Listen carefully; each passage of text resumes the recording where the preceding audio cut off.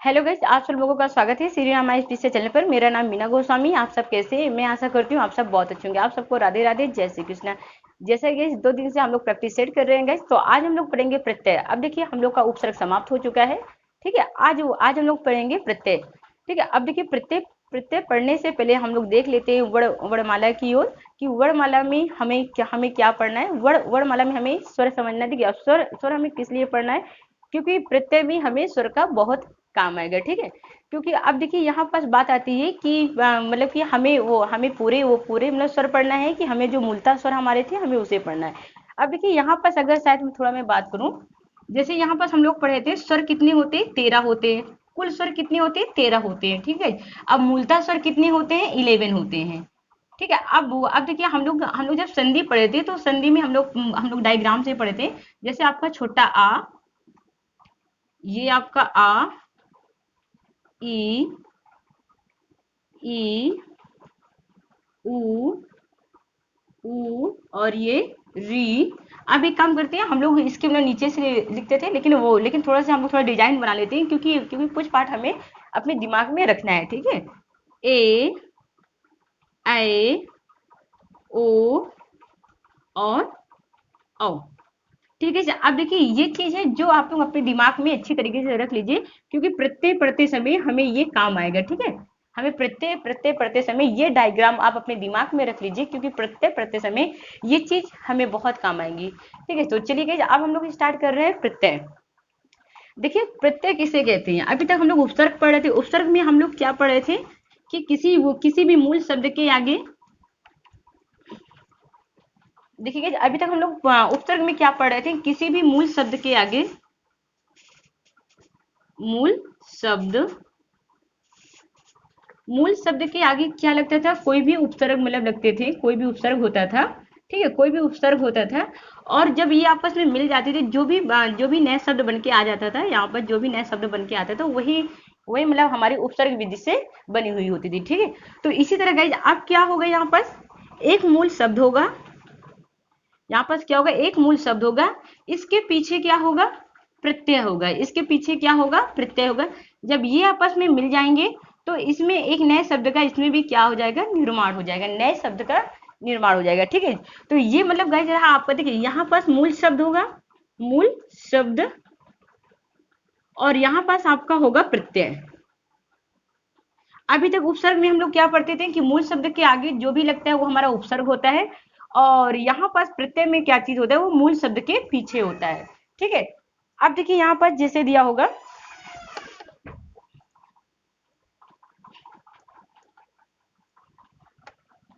अब जैसे कि यहाँ पर दिया हुआ है प्रत्यय। देखिए प्रत्यय दो शब्दों से मिलकर बना हुआ है, प्रति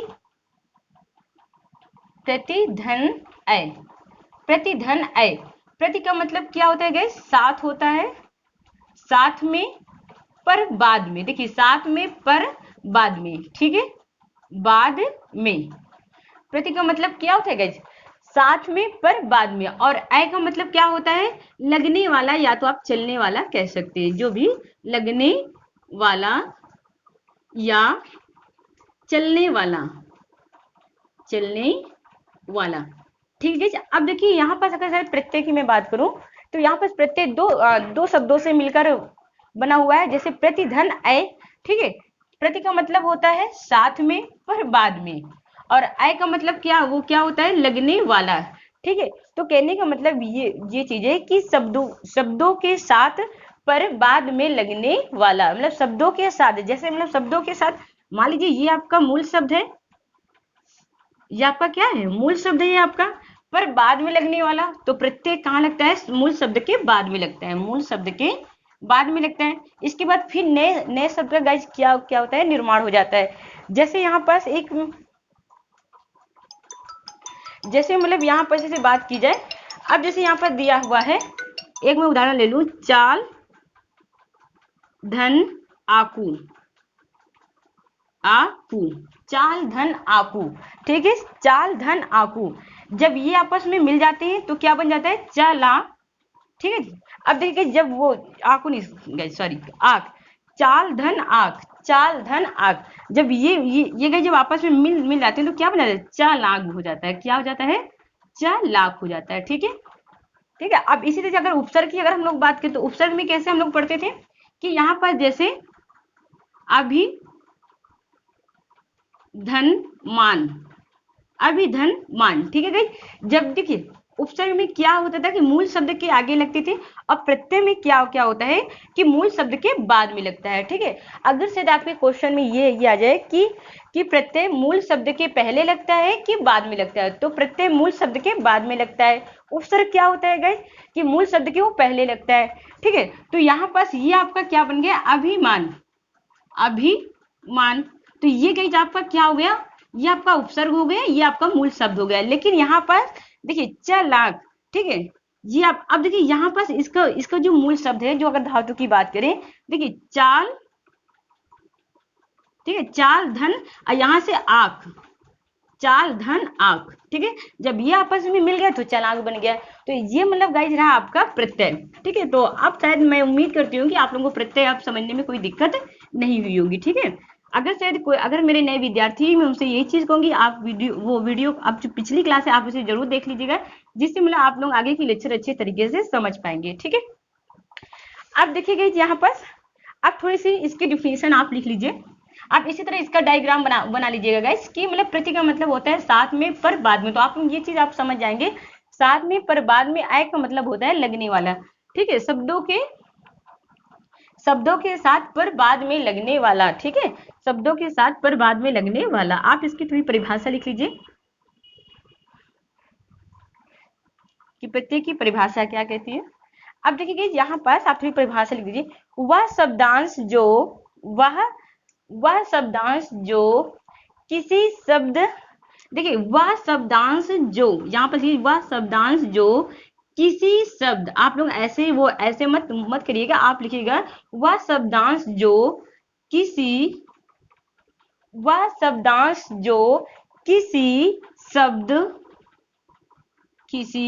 शब्द या धातु, किसी शब्द या धातु के अंत में जुड़कर,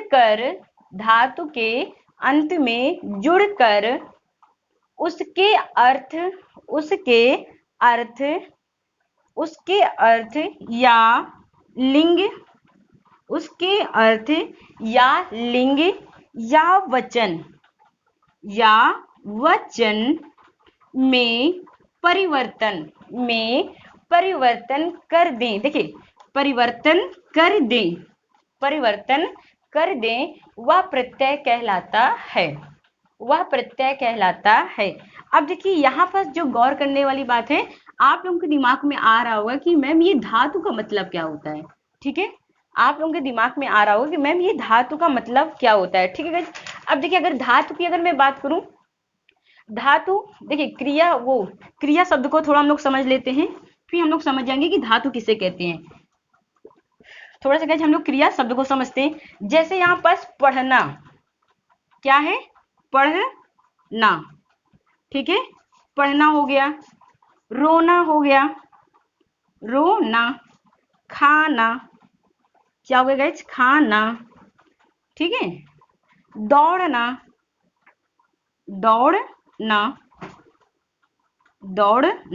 ठीक है, पढ़ना, रोना, खाना, दौड़ना। ठीक है, अब देखिए गाइस अगर यहाँ पास अगर शायद मैं यहाँ से अगर इसकी क्रिया में हटा देती हूँ गाइस, तो ये मतलब आपका क्या बन गया, पढ़ आपका क्या हो गया, धातु हो गया।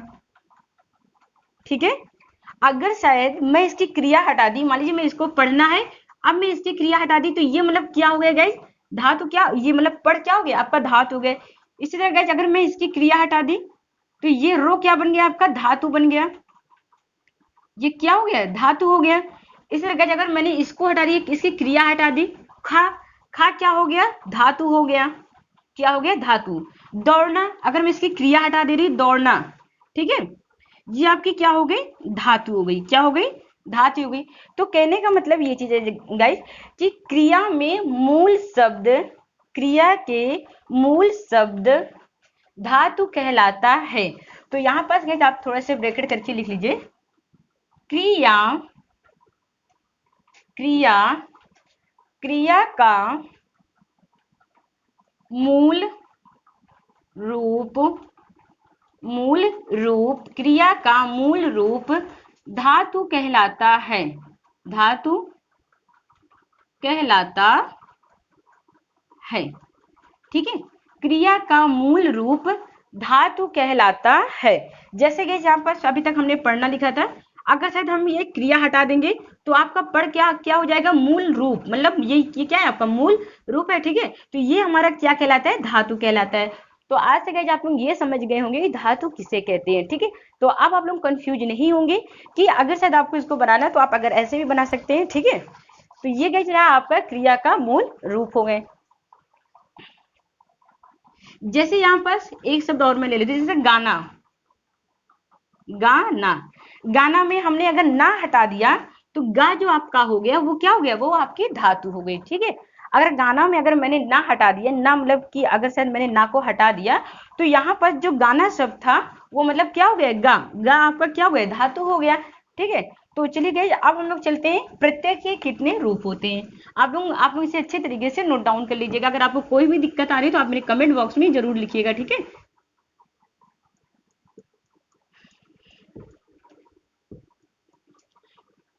ये चीज वो ये चीज गाइस आप लोग याद रखिएगा कि प्रति का मतलब होता है साथ में पर बाद में, आय का मतलब लगने वाला। ठीक है, शब्दों के साथ में पर बाद में लगने वाला। अब बाद में लगने वाला क्या लगता है, प्रत्यय लगता है आपका। ठीक है, शब्द के बाद में क्या लगता है, प्रत्यय लगता है। तो आपको प्रत्यय भी रटने की जरूरत नहीं पड़ेगी। अब देखिए यहाँ पास आता है तद्धित प्रत्यय। प्रत्यय कितने प्रकार के होते हैं, आपके क्वेश्चन में आ सकते हैं। प्रत्यय दो प्रकार के होते हैं। एक गाइस आपका होता है, एक अगर शायद बात करूं यहाँ पर, एक आपका कृत प्रत्यय होता है। कौन सा प्रत्यय होता है, कृत प्रत्यय होता है।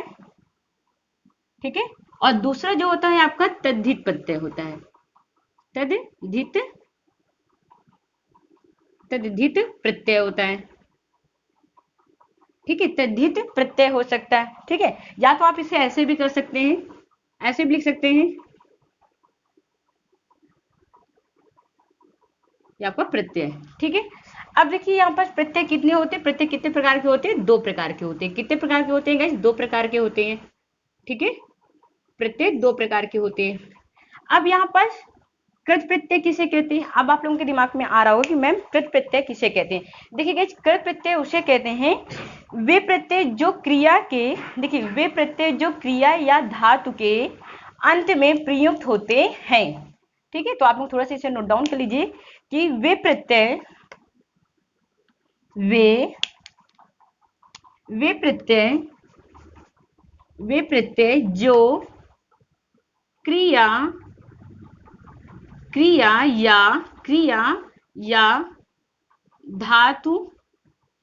या धातु के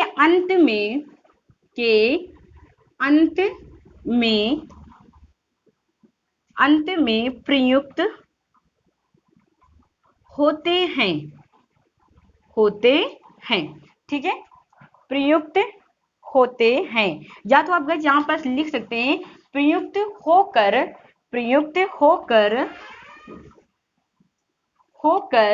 उसके अर्थ में परिवर्तन कर देते हैं। उसके अर्थ में परिवर्तन कर देते हैं। ठीक है, तो वे गाइस हमारे कौन से प्रत्यय कहलाते हैं, कृत प्रत्यय कहलाते हैं। कौन से प्रत्यय कहलाते हैं, कृत प्रत्यय कहलाते हैं। अब देखिए कृत प्रत्यय बनने के बाद आप यहाँ पर स्टार बना सकते हैं, आप पॉइंट बना सकते हैं। ठीक है, कृत प्रत्यय लगने के बाद ये हमारा कौन सा प्रत्यय बन जाता है, कृदंत प्रत्यय बन जाता है। ठीक है, तो यहाँ पर थोड़ा सा आप लिख लीजिए कि कृत प्रत्यय से बनने वाले कृत प्रत्यय से बनने वाले शब्द, कृत प्रत्यय से बनने वाले शब्द कृदंत। ठीक है, कृदंत कहलाते हैं। तो ये गाइस आपका रहा कृत प्रत्यय। अब जैसे यहाँ पर मैं उदाहरण देकर समझाऊं आपको, आप लोग स्टॉप करके इसे मतलब लिख लीजिएगा। ठीक है, अब देखिए यहाँ पर जैसे आपका दिया हुआ है लड़, लड़ धन आकू, लड़ धन आकू, ठीक है, लड़ धन आकू हो गया आपका। घट, घट धन या, या, ठीक है। यहाँ पर घट धन या, अभी हम लोग एक पढ़े थे चाल धन आक, ठीक है, चाल धन आक। जब ये आपस में मिल जाती है तो क्या बन जाता है, चालाक, क्या हो जाता है, चालाक, ठीक है, चालाक। तो वहां पर क्वेश्चन क्या किया गया था गाइस कि क्रिया या धातु के अंत में प्रयुक्त होकर उसके उसके अर्थ में क्या करता है, परिवर्तन कर लेता है, ठीक है। जैसे चालाक, ठीक है, जिसको लोग चतुर बोलते हैं, चालाक। जैसे ये आपके आपस में मिलते हैं, जैसे ये क्रिया जैसे आपके आपस में मूल धातु में मिलती है, वैसे मतलब क्या होता है, यहाँ पर परिवर्तन हो जाता है। जैसे यहाँ पर ये आपस में मिला, क्या बन गया, लड़ाकू, लड़ाकू, ठीक है, लड़ाकू हो गया आपका। जब ये आपस में मिल गए तो ये क्या क्या बन गया, घटिया, घटी, घटिया, ठीक है। अब देखिए ये मतलब आपका रहा मूल शब्द, ये कहते आपका क्या है, मूल शब्द है, मूल शब्द है। और ये आपका क्या है, प्रत्यय। आप प्रत्यय या शब्दांश भी कह सकते हैं, मतलब शब्दांश को हम लोग क्या कहते हैं, प्रत्यय कहते हैं, ठीक है। तो यहाँ पर आप शब्दांश भी अगर आ जाए तो आप ये भी कह सकते हैं